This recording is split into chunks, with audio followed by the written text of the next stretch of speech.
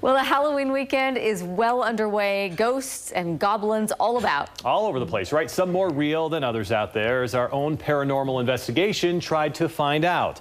More on that from our Andrew Adams live in Pleasant Grove with a look at two totally different Halloween experiences. Andrew, what'd you find out?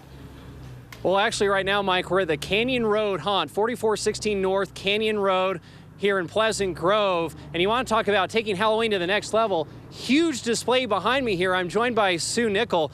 You own all this. What possessed you to do all this? The smiles we give people. We just enjoy everybody coming through and loving it and having fun with their families. When did you actually start setting up this display?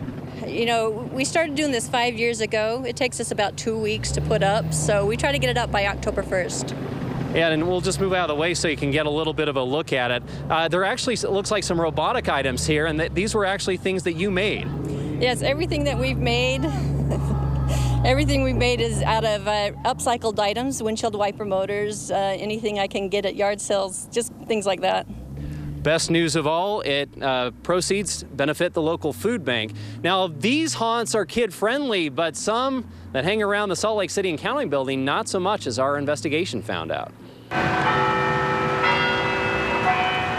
It just becomes, I guess, part of the norm of our building.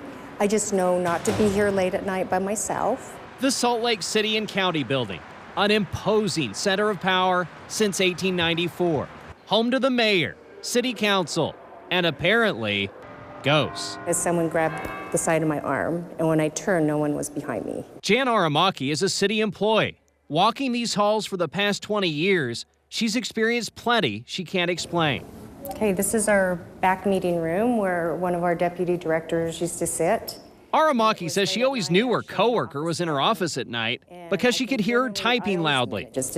One night, I was leaving the office and I thought, oh, I'll go say goodnight to her. She's working late, and I opened the door and she wasn't here, and it just stopped. Ghost stories seem to be everywhere here. Local lore talks about a handful of ghosts inhabiting this place, including those of two children who fell to their deaths during the building's construction. You hear people talk about hearing kids through this building a lot. The hallways were dark. And I came in here, put my key in the door, and then we all heard it. These kids started laughing, and we're running down the hall. We always try to go in thinking, it's not a ghost till it's a ghost. We brought in a group of paranormal investigators to see what activity we could uncover. Is there people here who fought for the South? The ghost hopping crew has spent nights in historic and scary spots across the country, armed with devices like the Ovilus. The idea is that energy can manipulate this. And soon, something did. It just said like 22 words in a row, now it went quiet. Are you done? We've gone to places where we've walked around for 4 hours and this thing hasn't made a peep. Not a peep. Video. Story. Video, story, back to back. We've gotten a lot of things about down, deep, under.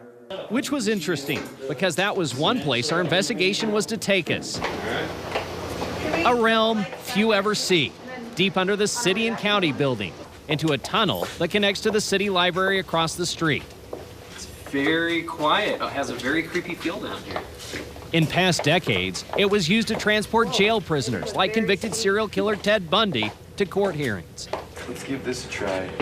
Investigator Marcus turned on what's known as a spirit box. It quickly cycles through radio frequencies to create white noise. In theory, entities can use it to speak. Is there anyone down in this tunnel with us? We immediately got an indecipherable blip, but over the next 2 minutes, we get more interesting responses. No. Twice, we hear the word bad. Seconds later, the word evil. Was someone trying to tell us what was down here? Or perhaps the nature of crime someone committed long ago? All right, we won't go any farther than this. Back upstairs, How many of you are there? we asked the same question again minutes later. Same answer. We got a few intelligent responses, including another from the Ovilus that spoke to just what we were doing here. Paranormal. Nothing just said paranormal. Perhaps the ghosts knew us better than we thought. We either all misheard something, we either all convinced ourselves. As we wrapped, one last scare, a door rattling hard. Turned out just to be the security guard. Perhaps a not-so-subtle reminder to all investigators to remain skeptical. You have to be the type of person that says, I believe that this stuff exists, but not everything that I come into contact is it. You know, at one point I was on the 4th floor all by myself. I had this gust of wind go right past my head like that. I thought it was a wind draft, but I couldn't get it to replicate. Those kind of things play with your mind when you're investigating the paranormal, guys. All right, Andrew. Take it easy out there. Sometimes the air conditioner, the heating unit can do that. I'm just Scary, saying. no matter where you are.